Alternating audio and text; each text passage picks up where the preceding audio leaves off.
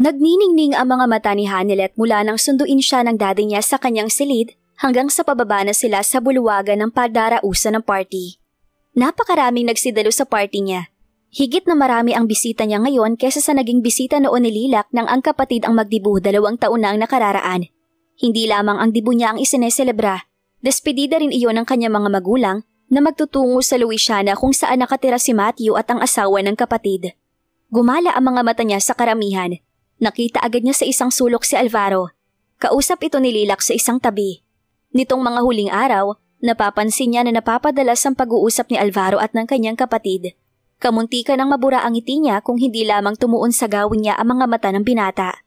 Sa isang kislap mata, ay nanumbalik sa isip niya ang halik na namagitan sa kanila na nagdaang gabi. Kapwa sila nanginig. Kapwa hindi tiyak ang galaw ng kanilang mga labi. Noon niya napagtanto na pareho nilang first kiss yon.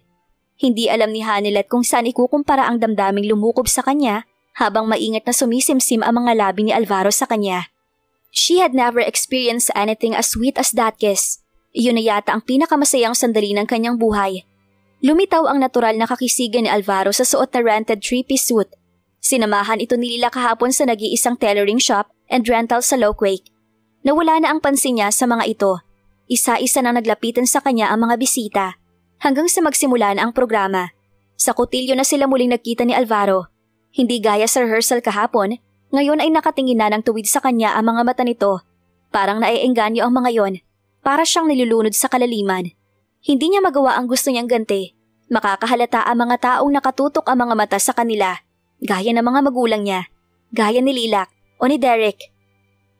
Napakaganda mo. Thank you. Iyon lang at ang sansaglit ng ngiti ang nagawa niyang itugon.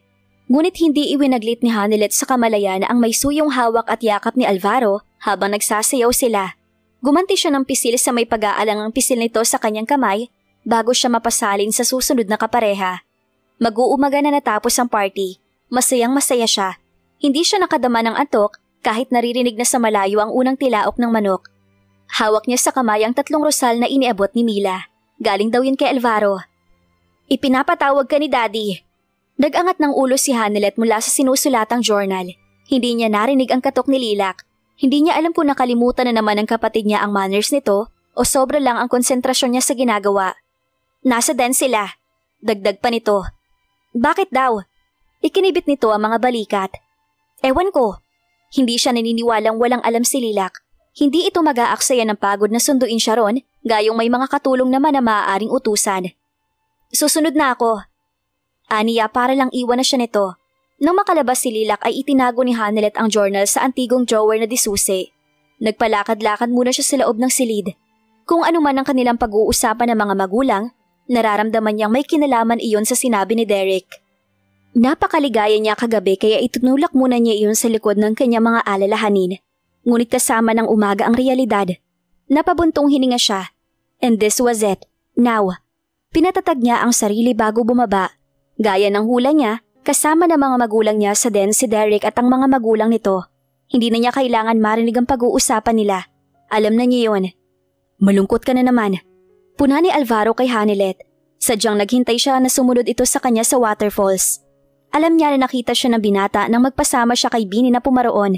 Hindi nga siya nabigo. Wala pang 30 minuto siyang naghihintay ay naroon na ito. Nginitian niya si Alvaro. Malungkot pa ba ako? Kahit ngumiti ka, alam ko may itinatago kang problema. Paalis na kami sa Makalawa. Paiwas na tugon niya. Ito naman ang nalungkot sa narinig. Sandali ka pa lang na nakapagbabakasyon. Flight na kasi ni na Daddy sa Friday. Pwede ka namang paiwan dito. Matagal pang pasukan. Hindi papayag si na Daddy. Hindi na umimik si Alvaro. Nagtangka itong hawakan ng kamay niya, ngunit disimuladong iniiwas niya iyon. Natatakot siyang may makakita sa kanila. Kailan ka babalik dito? Siguro kapag nakabalik na rin si na Daddy mula sa States. Kailan pa yun? Anito, sa kahuminga ng malalim. Iniiwas niya ang tingin sa paghihirap na nakamarka sa mukha ni Alvaro.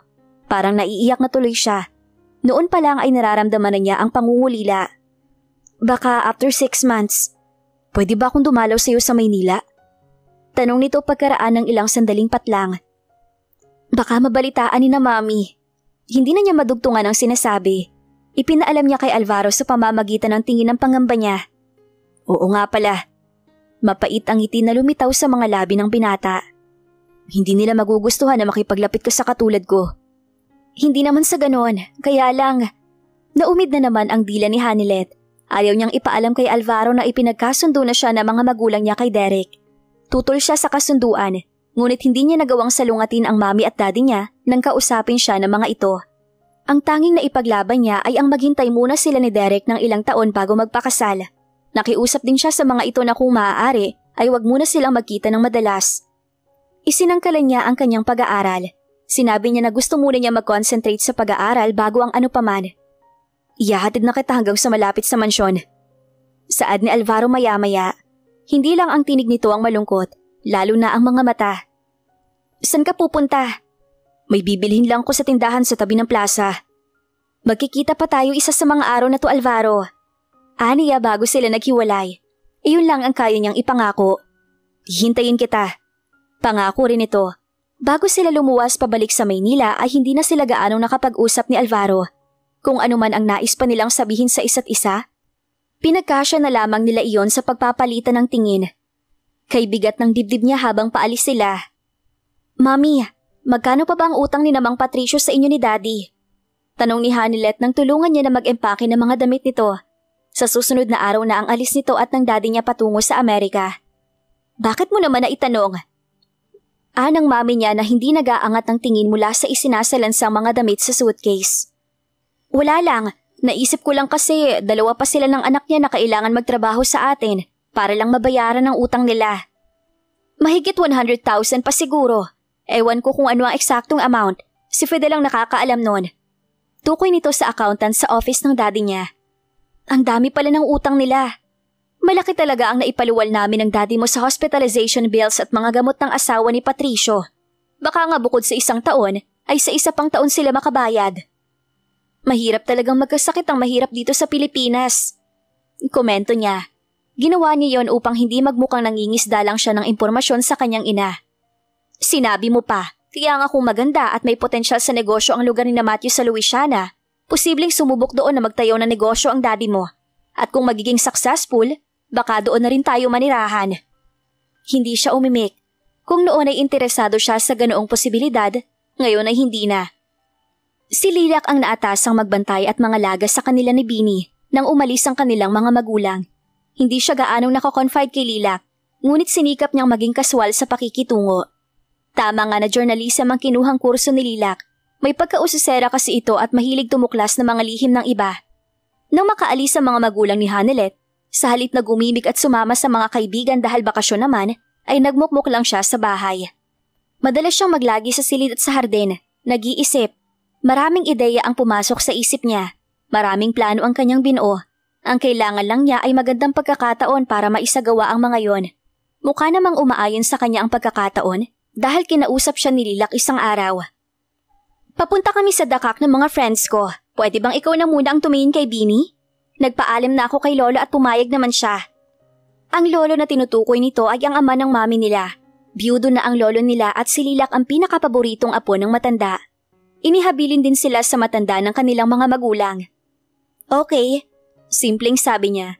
Itinago niya sa kasimplihan ng excitement.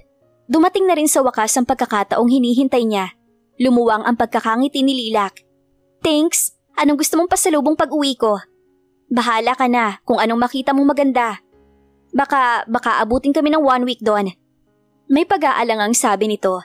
Naiintindihan na niya ang ibig sabihin ni Lilac. Kahit na pinayagan ito ng kanilang lolo, hindi pa rin ligtas si Lilac sa pag-check ng kanilang mga magulang na madalas tumawag mula sa abroad. Ako nang bahala. Natuwa naman si Lilac. Nakakasiguro na ang kapatid na pagtatakpan niya ito sa pagtatanong ng kanilang mga magulang kung sakali. Pero tatawag ka rito araw-araw. Promise. Ngiti-ngiti na sabi nito. Pagkaalis ni Lilac kinabukasan ay pinuntahan ni Hanilet ang kanilang lolo. Tinanong niya ito kung nagpaalam si Lilac. Kinumpirma naman ng abuelo na nagpaalam nga. Alam naman niya nagpaalam si Lilac kahit hindi man niya tanungin ang lolo nila.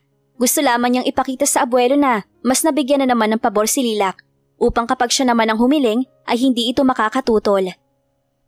Lolo, gusto ko rin sana magbakasyon. Baka sitahin na ako ng mami mo sa kaluwagan ko sa inyo. Sa Lockway ko naman gustong magbakasyon at hindi sa ibang lugar gaya ni Lilac. Talaga naman pong nagbabakasyon kami ron tuwing summer. Hindi ba't galing na kayo roon? Mukhang hindi niya basta makukuha ang gusto. Sandali pa lang kami nakakapagbakasyon doon. Kung nandito lang si na Mami, tiyak na naroroon pa rin kami hanggang ngayon. Sige na naman po Lolo, payagan niyo na po ako. Inakbayan siya nito. Bueno, pumapayag na ako. Pero dapat kasama mo ako para makatiyak ako na ligtas ka. Ayokong masisi ng mga magulang mo kapag may nangyaring hindi maganda sa pagbabakasyon mo ron. Isama na rin natin si Bini. Walang maiiwan sa kanya sa bahay niyo. Hindi sana niya gusto ang ideyang kasama nila ang abuelo sa Lockway. Ngunit ang mahalaga ay makakabalik na siya ron. Sige po, sumama kayo sa amin ni Bini. Pero Lolo, pakiusap, wag muna po ninyong babanggitin kapag tumawag si na Mami na magbabakasyon tayo sa Lockway. Abay bakit naman? Baka po hindi matuloy ang bakasyon natin. Tiyak na kukontra lang sila ni Daddy. O sige, hindi na muna natin sasabihin. Napapailing na saad nito. Kayo talaga oo, pati tuloy ako napipilitang sumunod sa mga kalokohan nyo. Hindi naman po kalokohan ang bakasyon na. Natupad nga ang gusto niyang mangyari. Natuwa rin si Bini dahil talaga namang mas gusto nito sa Lockway magbakasyon. Inihatid sila roon ni Mang Patricio. Namataan agad ni Hanilet sa hardin si Alvaro. Ngunit hindi ito sumalubong sa kanila.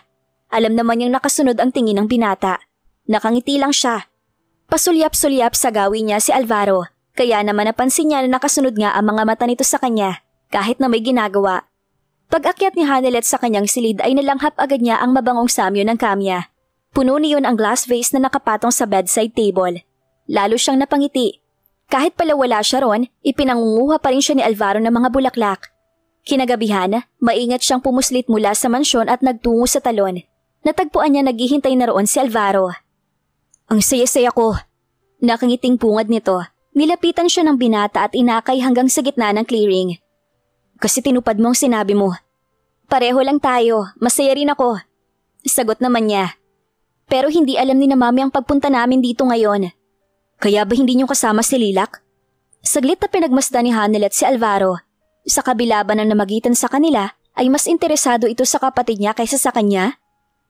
Gusto mo bang kasama sana namin siya? Oo. Parang piniga ang puso niya. Binawi niya ang tingin mula kay Alvaro at itinuon iyon sa makakapal na kawayang malinaw niyang nakita sa liwanag ng kalahating buwan. Dahil kung nandito si Lilac, hindi tayo paghihinalaan ng kahit na sino. Paliwanag ni Alvaro kay Hanilet. Biglang napawi ang hininakit niya. Yun lang ang dahilan kaya gusto mo sanang kasama namin siya? Oo naman. Ginagap ni Alvaro ang kamay ni Hanilet at tinitigan siya sa mga mata. Ano pa ba sa palagay mo? Naisip ko baka lang kasi mas gusto mo siya kasama kaysa sa akin. Habang sinasabi iyon ay nakatingin siya sa Adam's apple ni Alvaro. Umalpas kasi ang selos niya at hindi niya napigilan. Naramdaman niya ang mga daliri ni Alvaro sa ilalim ng kanyang baba. Araw-araw, naiisip kita. Napilitan siyang tingnan muli ang mga mata ni Alvaro. Puno iyon ng tender expressions. Parang sinasabi na kabaliktaran ng iniisip niya ang nararamdaman nito. Mabining hagod iyon sa puso niya. Napawi ang kung anuman na natitirang hibla ng inaalala niya. Lagi ako nagdadasal. Kinukulit ko ang Diyos na sana maawa siya sa akin at makita na kita ulit. Natawa siya sa kainosentehan ng damdamin nito. Ako ba talaga o si Lilac? Tudyo naman niya.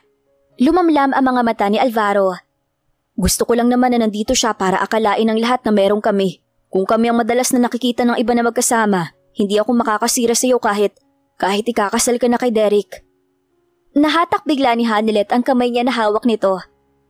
Kanino mo nalaman? Kay Derek mismo. Narinig ko na pinag-uusapan nila ni Lilac. Ayoko sanang maniwala, pero kahit kay Lilac, nakakarinig ako ng hint na ipinagkasundo ka na ng mga magulang mo sa lalaking yon. Hindi ka agad nakakibo si Hanilet. Gusto sana niyang maging lihim iyon kay Alvaro. Ayaw niyang saktan ang kalooban nito. Gusto kong ipaglaban ka. Ani Alvaro nang marahil ay mainip na sagot niya.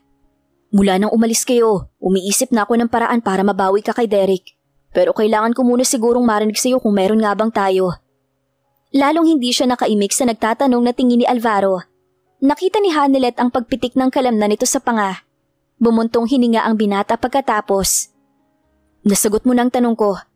Nagpanik siya nang tumayo na ito, ngunit hindi pa rin niya alam kung ano ang dapat sabihin. Hihintayin kita sa ibaba. Ihahatid kita pag gusto mo nang bumalik sa mansyon. Hindi man lang tumitingin si Alvaro kay Hanilet habang nagsasalita. Nasasaktan siya. Kaya naman nasabi niya ang unang pumasok sa kanyang isip bago ito makaalis sa clearing. Ikaw ang first kiss ko. Napahinto si Alvaro sa paghakbang. Nilingon siya. Ikaw, hindi lang ang halikang pinangungunahan mo sa akin. Una ka dito. Anito, sabay turo sa dibdib. Ikaw na rin siguro ang magiging huli. Nagpatuloy na si Alvaro sa paglakad. Nag-init ang sulok ng mga mata ni Hanilet hanggang maramdaman na lang niya na umiiyak na pala siya.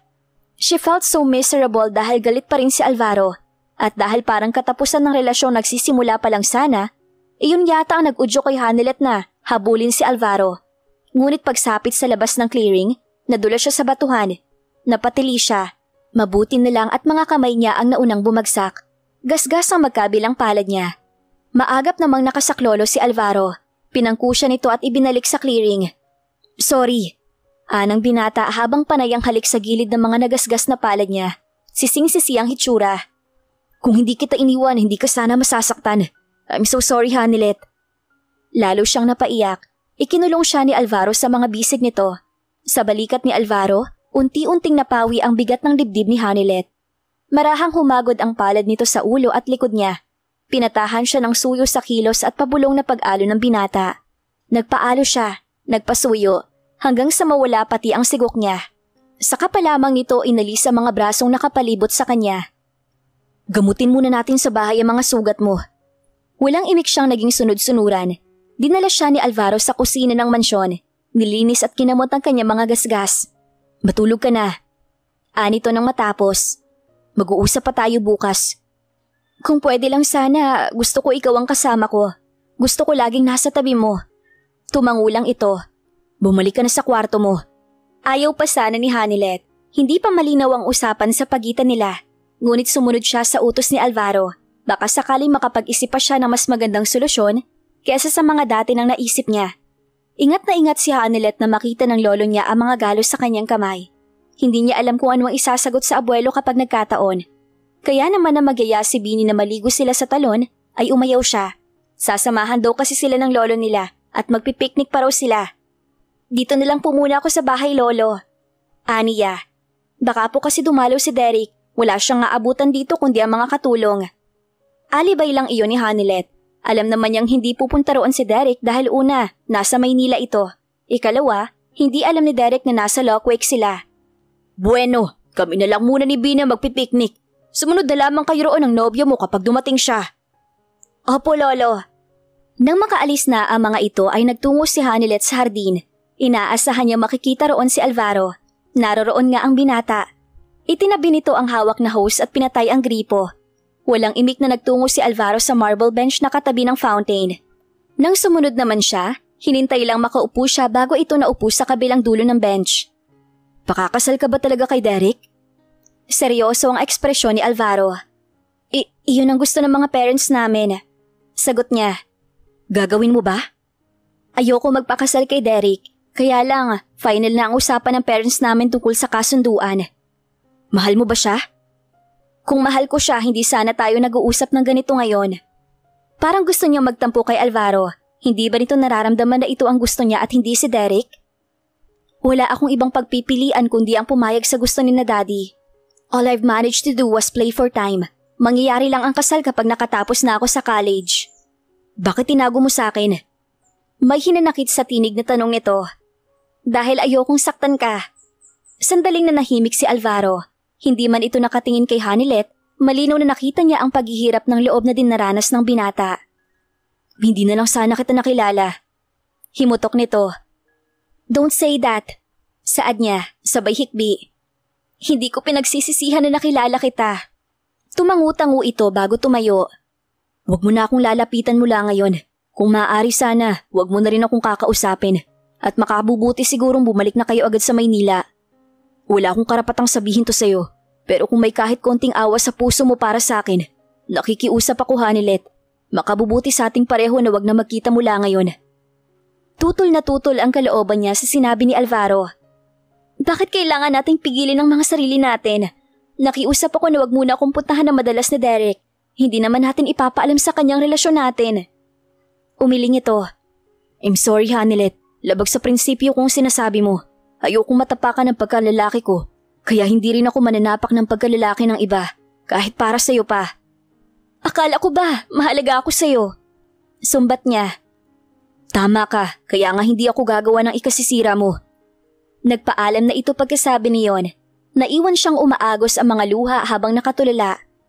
Ikatlong araw na ni Hanilet sa Lockwake ay nagiya na siya sa kanyang abuelo at kapatid na bumalik na sila sa Maynila. Mabigat na mabigat ang kanyang kalooban. Tinotoo ni Alvaro ang pag-iwas sa kanya. Kapag nasa hardin siya ay hindi ito gumagawi roon. Kapag nasa talo naman siya, ay iba ang ipinapasama ni Alvaro kahit ito pa ang hiniling niyang sumama sa kanya. Umangal si Bini sa pasya ni Hanilet. Ngunit walang nagawa ang kapatid dahil desidido siyang makauwi sila. Nakahinga naman ang lolo nila roon. Kaya ng araw ding yon ay inihatid sila ni Mang Patricio pabalik sa Maynila. Isang araw pa lang silang nakakabalik sa Maynila nang itawag ng katiwala sa mansyon na aksidente si Mang Patricio sakay ng pampasaherong jeep patungo sa Bukal. Marahil ay papunta si Mang Patricio sa bahay nito roon. Ayon sa maid na nag-imporma sa pamamagitan ng telepono, grabe raw ang tinamong pinsala ni Mang Patricio. Kasalukuyan daw itong naka-admit sa ospital sa Lockwake. Noon din ay nagpasya si Hanilet na puntahan si Mang Patricio. Sinabi niya sa abuelo ang lagay ng driver nila at nagpaalam siyang pupuntahan ito sa ospital. Inihabilin din niya sa abuelo si Bini. Ayaw sanang pumayag ng lolo niya, ngunit nagpilit siya. Nangako siyang magsasama na lamang ng isang katulong. Problemado ang hitsura ni Alvaro nang datna ni Hanilet ang binata sa ospital. Nasa intensive care unit daw ang ama nito.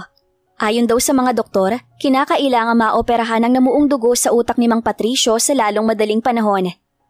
May utang pa kaming binabayaran sa inyo at pagkatapos malaking halaga na naman ang kailangan para maoperahan si Itay. Sabi pa sa kanya ni Alvaro. Huwag mo nang alalahanin ang magagastos. Ako nang bahala ron. Ang importante, maoperahan agad ang tatay mo. Sinamahan niya si Alvaro sa attending physician ng pasyente. In-refer sila ng attending physician sa isang surgeon. Noon din ay itinakda ang araw ng operasyon. Umuwi ka na muna para makapagpahinga ka. Aniya kay Alvaro pagkatapos. Ako munang magbabantay sa tatay mo. Hindi mo kailangan gawin to. Nakakahiya sa'yo. Malaking abala na nga tong pinuntahan mo pa kami rito. Ano bang nakakahiyang sinasabi mo? Lahat ng bagay na mahalaga sa'yo, mahalaga rin sa akin. At hindi ko magagawang pabayaan ka sa mga ganitong pagkakataon. Sige na, magpahinga ka na muna. Balikan mo na lang ako rito kapag nakatulog ka na. Salamat. Anito, saka bumuntong hininga at bahagyang pinisilang kamay niya. Nagpaiwan nga siya sa ICU lounge, ngunit 2 oras pa lang yata ang nakalilipas, ay bumabalik na si Alvaro. Bakit hindi ka muna natulog? Sita niya. Bakas pa ang puyat at kapaguran sa mukha nito. Naidlip na ako, hindi na rin ako mapalagay sa bahay. Naupo si Alvaro sa tabi niya. Nararamdaman niyang may nais pa itong sabihin, ngunit parang nag-aalangan. Naghintay lang si Hanilet. Hindi ko alam kung paano kami makakabayad ni Itay sa mga pagkakautang namin sa pamilya ninyo. Malungkot na saad nito. Alvaro, wag mo na munang alalahanin ang tungkol doon. Lahat ng problema may solusyon. Paghandaan na lang muna natin tungkol sa operasyon ng tatay mo. Magdasal tayo na sana maging successful ang operation niya. Nanahimik nga si Alvaro, ngunit ramdam niya ang pamomroblema ng binata sa kalagayan ng ama. Hinawakan niya ang isang kamay nito. Pinisil-pisil naman ni Alvaro ang kamay niya na tila umaamot ng lakas. Nanatili silang ganoon sa mahabang oras. Kinabukasan din ay naoperahan si Mang Patricio. Subalit hindi na gumising ang matanda sa takdang oras na dapat ay magising ito paglipas ng epekto ng anesthesia. Comatose na si Patricio. Araw-araw ay tumatawag si Hanilet sa kanyang lolo. Ibinabalita niya ang development sa kalagayan ni Mang Patricio. Ika-4 na araw niya sa Lockwake nang dumating si Lilac. Pinuntahan siya ng kapatid sa ospital. Namumula ang balat nito sa pagkasunog sa araw. Kauuwi lang ng kapatid galing ng Dakak. Nasabi sa akin ni Lolo ang nangyari sa tatay mo. Ni Lilac kay Alvaro. Pumunta ako agad dito pagkatapos. Kumusta na siya? Sinabi naman ni Alvaro ang kalagayan ng ama. Kawawa naman pala siya. Hayaan mo, sasamahan kita sa pagbabantay sa kanya. Salamat, pero ayos lang ako. Maaabala ka pa. Okay lang, bakasyon pa naman sa school. Binalingan si Hanilet ni Lilac. Pwede ka nang umuwi, Hanilet. Ako na lang ang sasama kay Alvaro na magbantay rito. Napatingin si Hanilet kay Alvaro. Hinanap niya sa mga mata ng binata kung pumapayag sa gusto ni Lilac. Nakita niya ang saglit na pagtutol noon ngunit napalitan kaagad ng pagsang-ayon. Somehow, ang nakita niyang reaksyon sa mukha ni Alvaro ang nagpalakas ng kanyang loob. Hindi na niya inalintana kung ano man ang isipin ni Lilac. Hindi niya pinagkaabalahang isipin kung makabubuti o hindi ang matutuklasan ng kapatid sa kanya. Hinayaan niyang lumabas sa kanyang desisyon ang tunay na damdamin niya para kay Alvaro. Hindi ako aalis dito hanggat hindi bumubuti ang kalagayan ni Mang Patricio. Nangislap ang mga mata ni Lilac. Tila may natuklasan kung ano. Okay, ako na lang pala ang uuwi bukas. Nagtagal pa roon si Lilac. Nang umuwi ito sa mansyon ay hindi sumama si Hanelet kahit na itinataboy siya ni Alvaro upang makapagpahinga raw siya. Salamat sa pagdamay mo, sabi ni Alvaro nang sila na lamang doon. Nabubuhayin ako ng loob kapag narito ka sa tabi ko. Nag-aalala lang ako, baka masamain ng pamilya mo ang pag-aabala mo na to. Of course not. Hindi nila mamasamain kung mabuti naman ay pinag-aabala ko at hindi kayo abala para sa akin. Kaalis pa lamang ni Lilac kinabukasan nang huminto sa paghinga at pagpintig ang puso ni Mang Patricio. Sinubukang i-revive ng mga doktor, ngunit pinanawan na ito ng buhay. Kapwa sila umiyak ni Alvaro. Wala silang ibang magawa kundi ang magyakap at manangis. Damang-dama niya ang paghihinagpis nito sa pagkawala ni Mang Patricio. Nanatili siya sa tabi ni Alvaro hanggang sa mailibing ang ama ng binata. Sa libingan sa bukal kung saan nakalibing ang ina ng binata, ay doon din inilibing ang ama nito. Kinagabihan, bago siya bumalik sa Maynila ay kinausap siya ni Alvaro. Napakalaki ng nagastos mo sa pagkaka-ospital ni Itay. Seryosong sabi nito. Sabi ko naman sa'yo, huwag mo nang intindihin yon. Sagot naman niya. Hindi ko alam kung paano ko mababayaran yon. Pero makakaasa ka na hindi ako aalis sa pagiging hardinero nyo hanggat hindi ko nababayaran ng huling sentimo ng mga nautang namin sa inyo. Yun ang pagkakataong hinintay niya. Sumagap si Hanelet ng hangin upang kahit paano ay pakalmahin ang nagsisimulang pagkabog ng dibdib. Hindi ang serbisyo mo bilang hardinero ang hinihintay kong kapalit ng mga naitulong ko sa iyo, Alvaro. Pagkagulat at pagkalito ang lumitaw sa mukha nito. Ano pala? Wala akong ari-arian bukod sa maliit na lote at bahay na naiwan sa akin ni Itay sa bukal. Alam kong kulang na kulang pa yon. Sandali. Putol ni Hanelet sa sasabihin ni Alvaro. Wala akong balak na kunin ang bahay niyo bilang kabayaran sa utang mo. Natahimik ito. Naghintay sa sasabihin niya habang pigil ang paghinga. Angkinin mo ko, Alvaro. Make love to me. Bayad ka na sa lahat-lahat ng utang ninyo kapag nagawa mo yon.